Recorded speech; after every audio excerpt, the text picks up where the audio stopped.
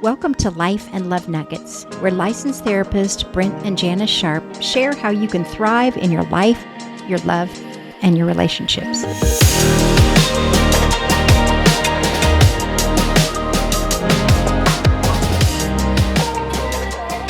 Good morning, friends. Welcome back to our podcast. We've been looking at this very critical issue that we see in our culture. We're calling this love, lies, and betrayal.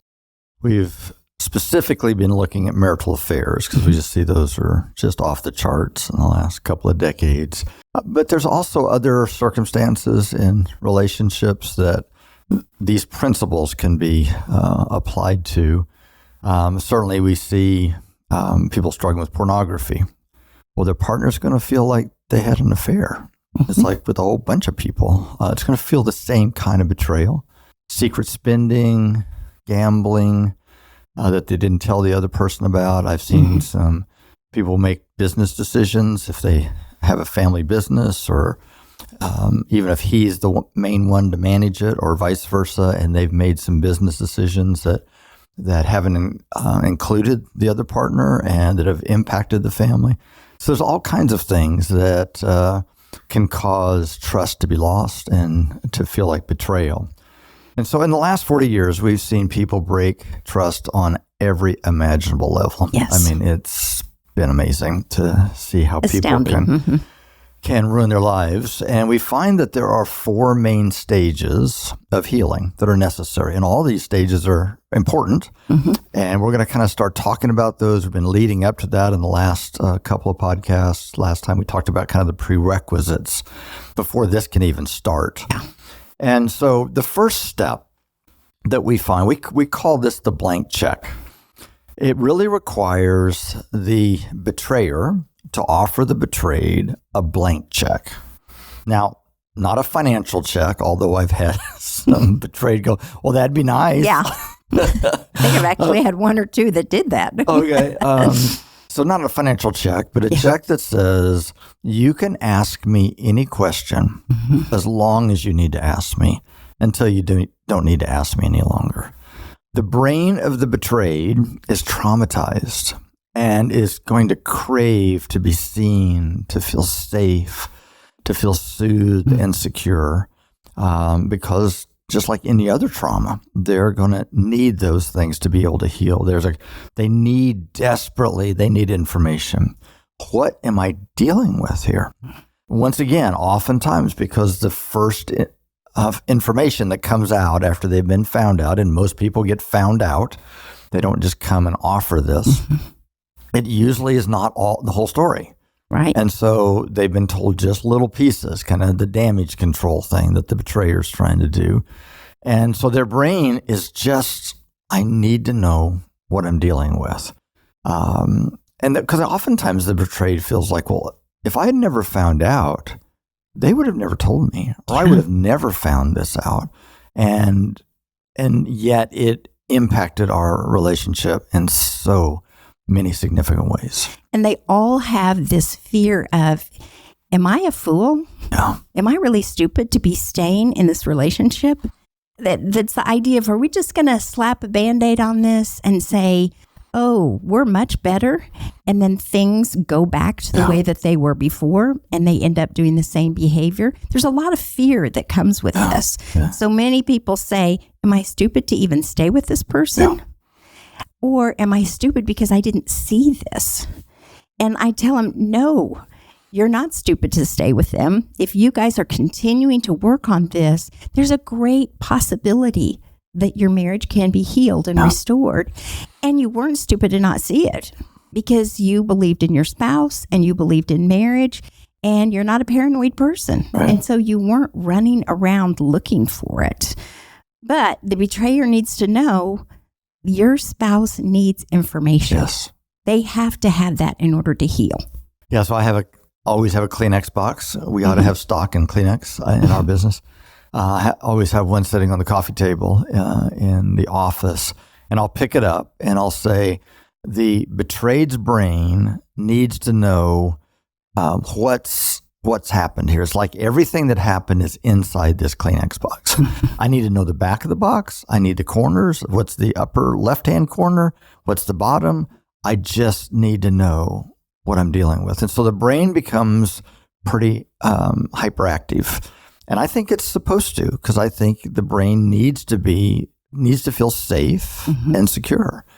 And so again, that great fear that they have is that, well, we'll slap a Band-Aid on it and it's all going to go back to the same old way and I'm going to be a fool. So I tell the betrayer, get ready, because they may ask what seems like the same question for the 7th time. Or the 77th time, because they need to ask it over and over. And it's crucial that the betrayer answers the question every time, as hard as it is, with patience. I mean, it's going to get frustrating and it's going to get irritating. But if you don't do that, if you don't have the patience with them, then what your partner is hearing is, get over it. It wasn't that big a deal. Wow, let's move on. And that sets the healing back. Every time something happens like that, it sets the healing back. But also remember that every time you respond in a loving way, you're bringing some healing to the relationship. Absolutely.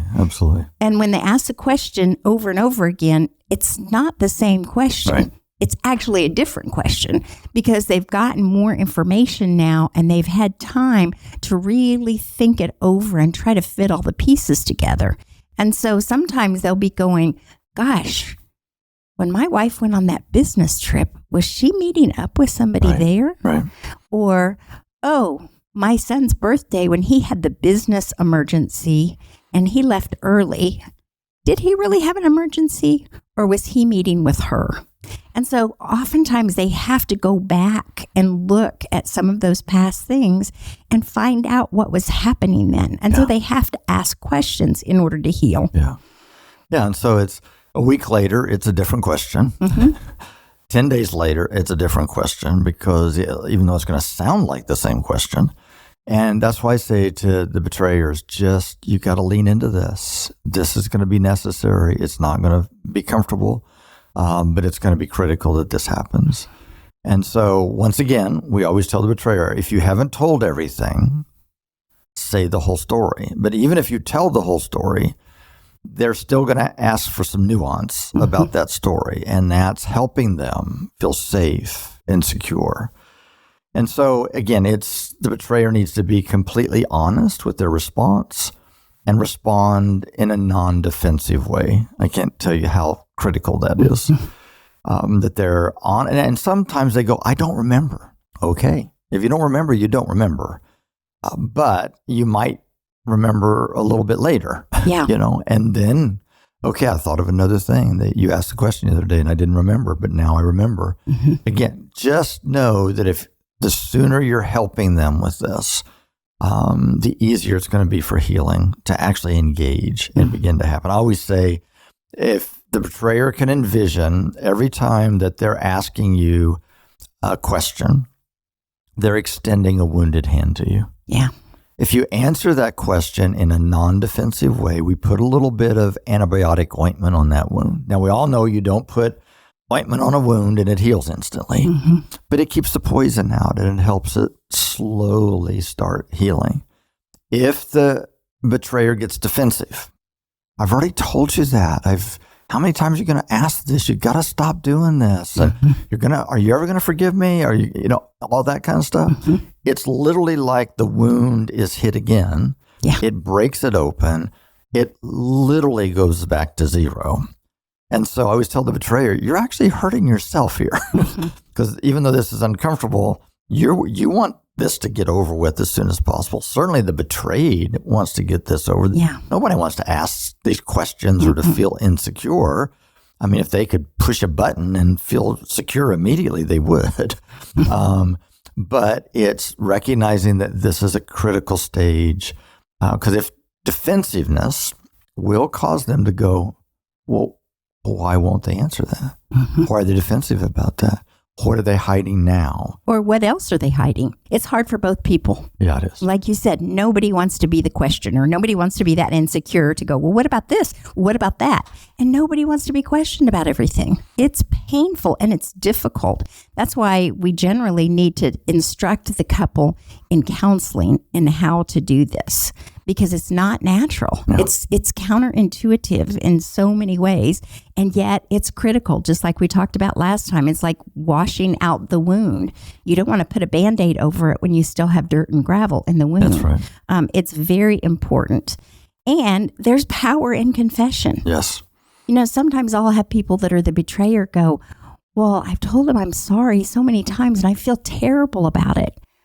Well, when you don't say you're sorry, they don't know you feel terrible. And the goal is not for you to feel terrible. Right. Confession is good for all of us. Yes. Scripture says, confess your sins one to another that you may be healed. That's right. That's healing for the confessor, but it's also healing for the person that is confessed to. Yes. Because it's good for them to know, oh, they didn't forget it. They are still thinking about this. And it brings healing to both of them. Yeah. So tell the betrayers, just get comfortable that you're going to lose count on how many times you need to say you're sorry. But there's no limit to it. I mean, it needs to happen until the other person feels secure. Mm-hmm. Now, there's one important exclusion to this. So some people are maybe thinking, oh my gosh, you tell every little detail. We don't recommend that the betrayed ask or the betrayer responds to intimate sexual details. Now, they certainly need to know what happened, how far they went, how often, where did this happen, where was I, did you guys talk about running away together, did you tell him you loved him? I mean, there's going to be all kinds of questions that are appropriate, but exactly what did you enjoy about it? What sexually did you do that you enjoyed? Don't recommend that whatsoever. Remember, fantasy is always more powerful than reality. So we're not even dealing with apples and apples here. And so intimate details are too much information for the brain to ultimately release. It's hard not to just get those seared in our thinking and let go of those. And it actually is the wrong battle. Yeah. Because if we're trying to recover this and the person's trying to decide, well, which person did I enjoy an experience with more? Well, we're going to lose the battle. Again, remember, fantasy is more powerful than reality. And so this new, different, secret, all those kind of things add extra spice and power to this. And so if that's what you have in mind, that, well, which is better, curtain number one or curtain number two, well, we've lost this battle. Right. And so marriage is like 1,000 times more than that. It's so nuanced. It's so important on so many different levels. So certainly it can't be fought on that battle on the betrayer side, but also for the betrayed to feel like, well, how am I ever going to match that? I mean, that's why pornography is so difficult. It's like, well, how could I possibly match that experience and those people that are professionals and have been airbrushed and everything's, fixed and modified and so forth. And so we just can't fight it on that level. And it's absolutely the wrong battle. And so it's not helpful to get into. This first stage is, again, allowing, other than those details, allowing any question as long as it needs to happen.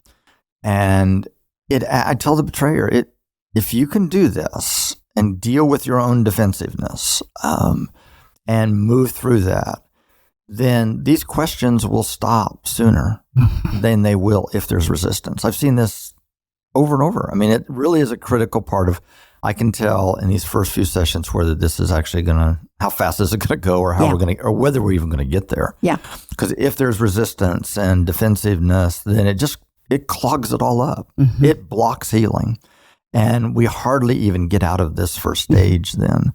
And it's really hard to make progress. Yeah. And so we encourage couples to coordinate together. We don't have to do marathon sessions. I know in the first few days and weeks, it's kind of bloody.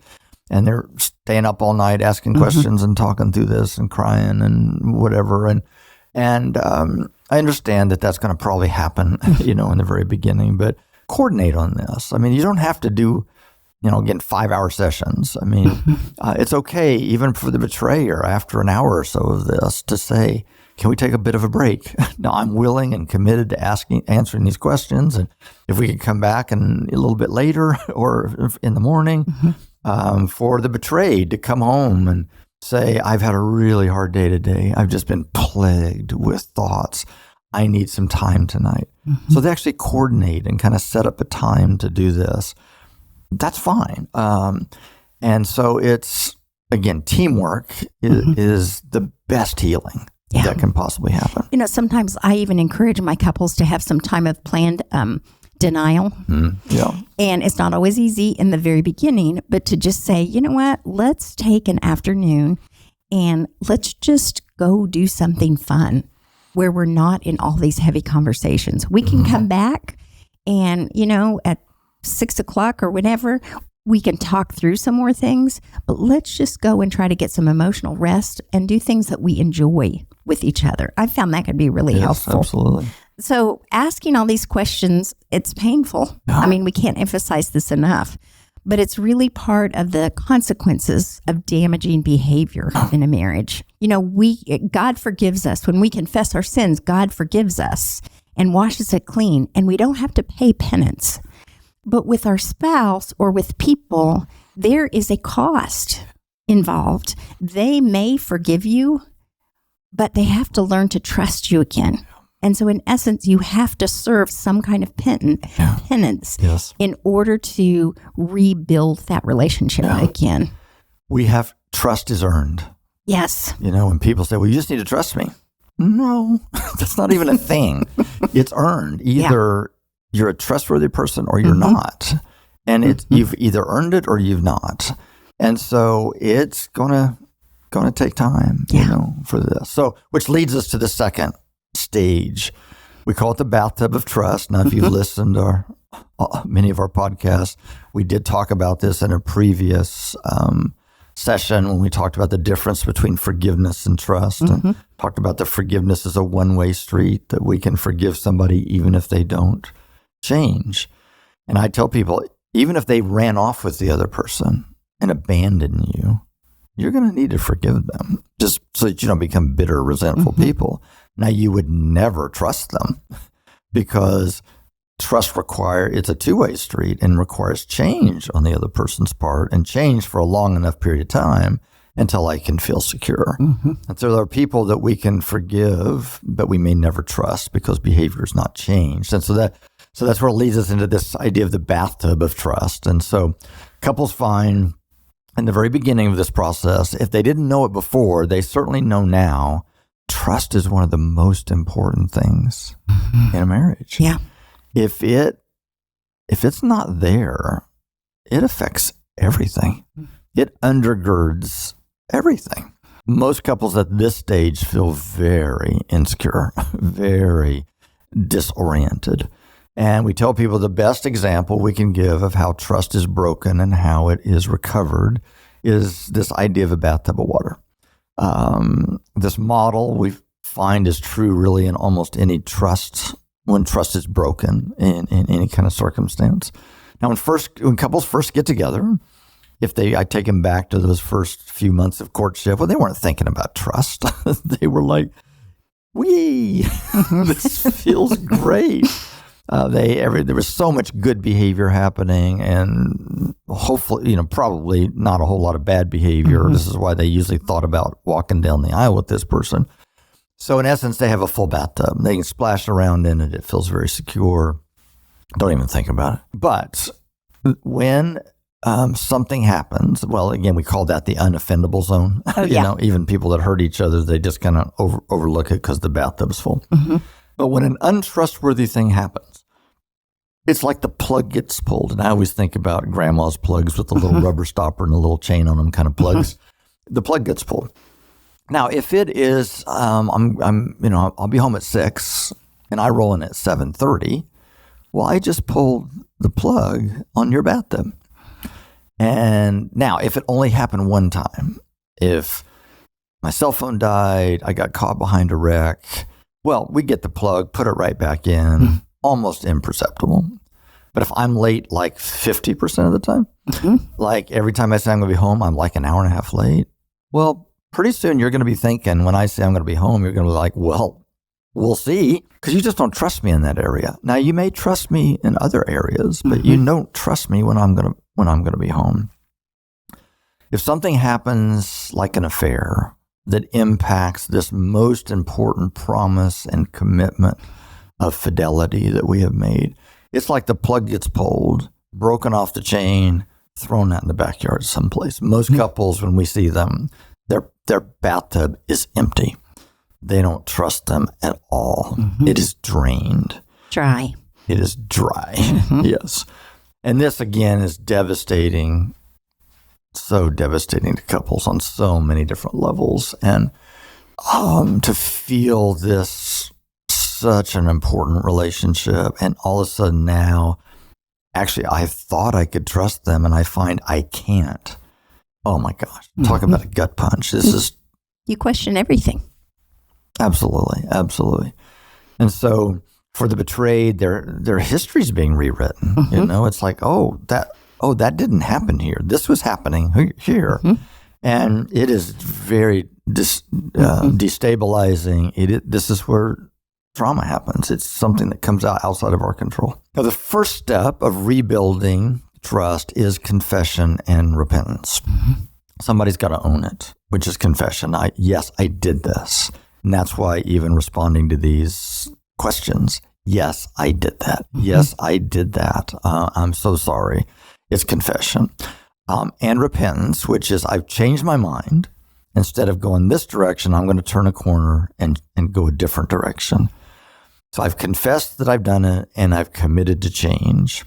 Now, if we didn't have that in the beginning, we wouldn't even have a chance.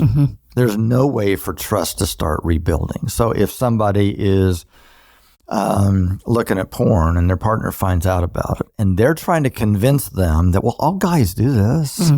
It's not that big a deal. I'm not actually with a person, you know, or heaven forbid, they say, you know, even in a literal affair, well, guys just kind of do this. You know, I don't love them. It didn't mean anything to me. It was just sex. Yeah. There is no chance for trust to be rebuilt. Now, I tell people, I say, if they're trying to sell you on that, first of all, I hope you wouldn't even be here. That you would have enough self-respect to go, no. I am not going to be treated this way.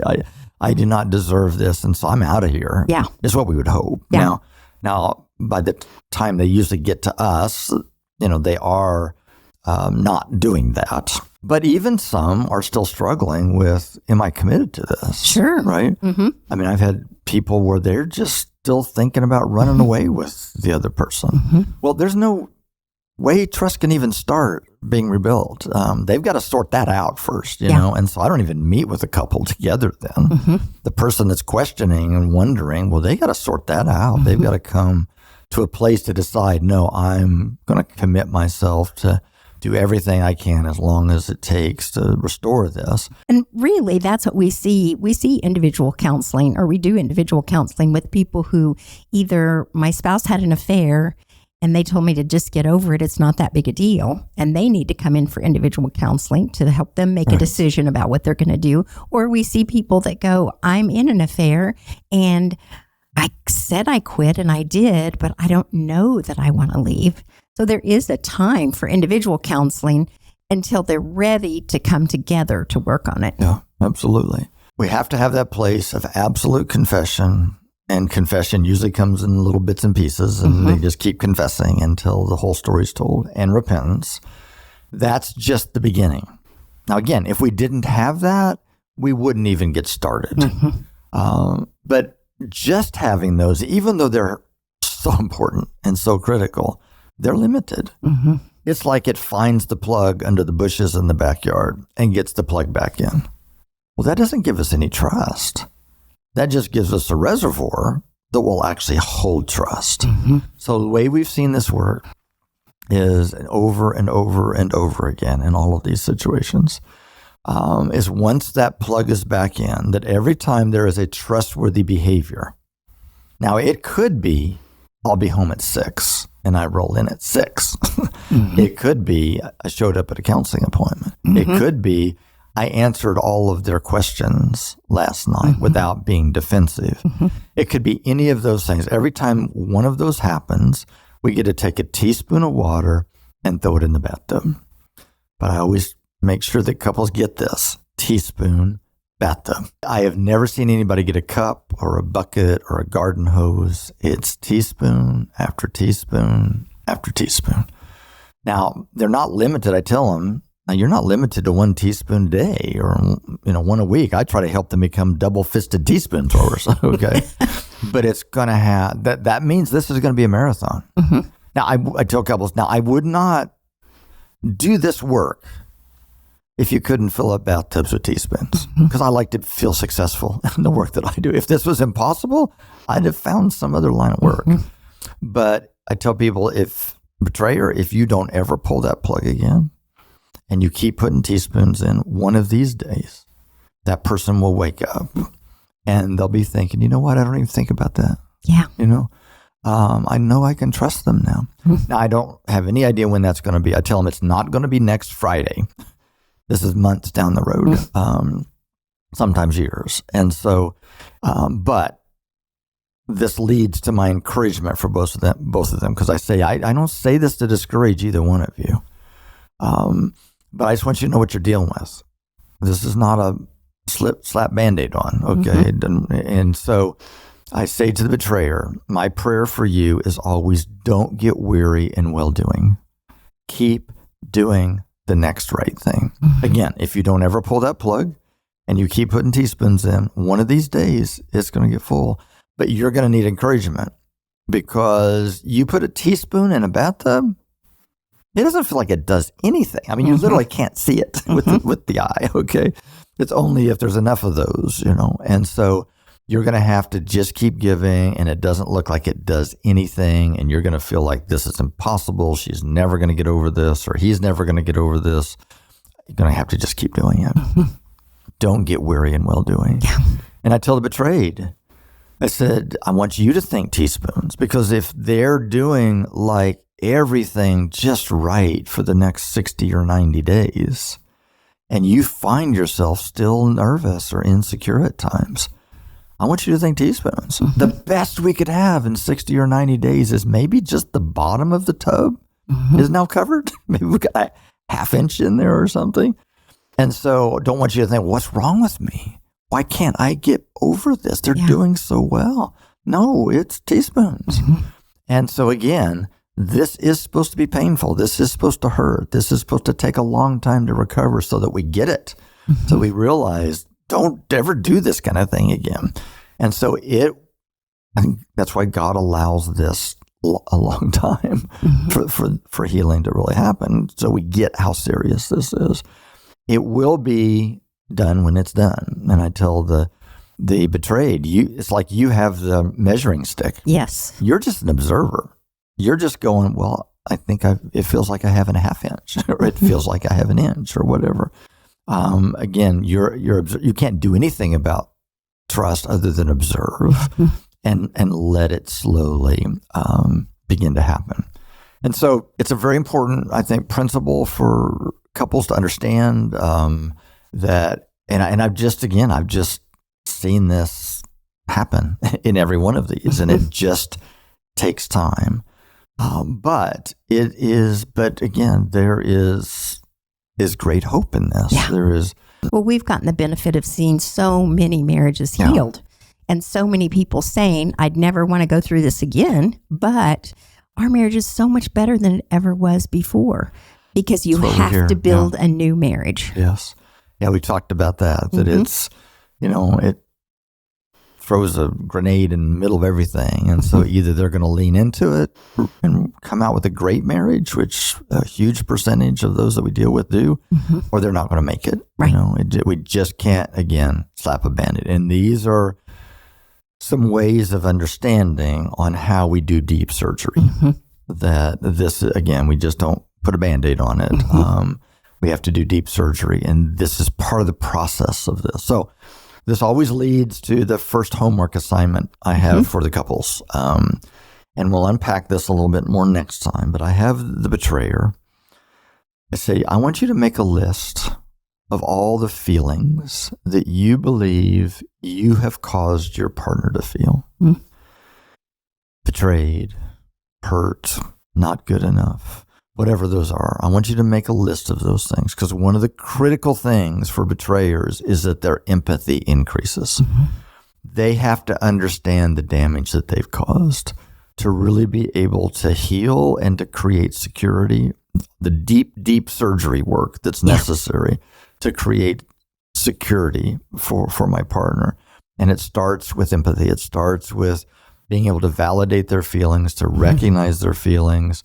And we have them do several things, and we'll explain that more with this list, but that's where they start. And if they don't know the emotions, there are so many lists online that you can get, because sometimes people are limited in their emotions and they don't think about devastated or overwhelmed or financially insecure. I mean, there's so many things. So they can always go online and find a list, because sometimes they just go sad.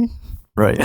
I mean, angry. Yeah, exactly. Remember, anger is a secondary emotion. That's right. So we've got to find the primary emotions. Yes. And there's a bunch of them. It's not just rejected, one or two emotions. Absolutely. Very good. Yeah. So if you struggle with feelings and don't have a very good vocabulary for feelings or understanding of those, then Mr. Google will help you. The other is for the betrayed.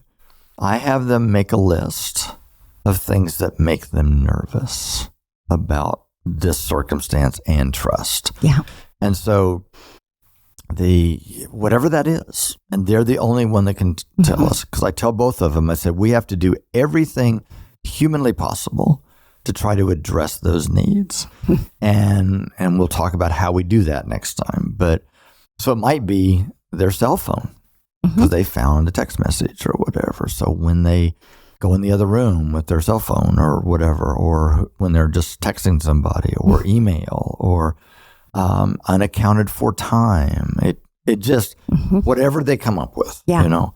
I use the example of, had one situation where a person was going off on their lunch hour with somebody in their office. And that's when this happened. Yeah. Well, you can imagine the spouse needed to know what in the world that person's doing on their lunch hour. Sure. That's when they're going to be so triggered. Each and every day, the lunch hour is coming by. In this situation, the person committed that they would only have lunch with their spouse, or there was another colleague in their office that knew the whole story that the betrayed person trusted. They would go to lunch, and that person would text the spouse and say, they're with me. Everything's okay. They did that for like a year and a half. The person couldn't go up and sit in their office all day, you know? And so, but this is something that they could do. This is something that the betrayer could offer. So we're going to talk about how do we do those things, everything we possibly can, humanly possible, to try to help the person feel safe, secure, soothed, comforted in all ways. So the key is collaboration. The key is helping the couple begin to work on this together. And they are, you know, we giving space for the betrayeds at times. Sometimes they need space. They don't really want to be real close to the other person right now. But the idea is if the betrayer can say, I want to help, what can I do to help here? Let me also add, the betrayed doesn't have the right to use emotional blackmail or to harangue the other person. You ask questions that you need answers to, but you don't ask sarcastic questions like, so I bet you never said no to sex with them, did you? Right. Or you probably had plenty of time for them. You could fit them in your schedule, couldn't you? Those are not healing questions. Those are zinger questions. And we don't want to have those. So no emotional blackmail here, and no just harmful, critical lashing out. Now we're going to talk about, what do you do when you feel that? What do you do when I don't even want to see you? I don't even like you. I don't like the way you breathe. I don't like the way you breathe. I just assume you not wake up tomorrow. Yeah. I mean, what do we do? That's a normal anger reaction. We're going to talk about what to do with that next time. Just don't, this blank check is not the freedom to just blast your partner with all of these things. It's, when did this happen? What were you thinking there? And those kind of things. Yeah. So very good clarification there. And so again, work together. There is a pathway to healing. And so for all of you that are listening today, again, whether this is you're right in the midst of this, whether you've been impacted by this, or you have family members or friends, hopefully this is helping all of us know how to be helpers, know how to give support to those that are going through these matters, and trusting that when we bring our real, honest, open, genuine selves to bear, to bringing them to the surface, presenting those to God, there's always a way for healing. There's always a way to get through the most devastating of circumstances. So for today, we'll pick up with step 3 and step 4 next time. But for today, blessings as you go. Go in peace. Amen. The Life and Love Nuggets podcast is a 501c3 nonprofit and is supported by gifts from people like you. To donate, go to lifeandlovenuggets.com/donate. This podcast is produced by Clayton Creative in Tulsa, Oklahoma. The content should not be considered or used for counseling, but for educational purposes only.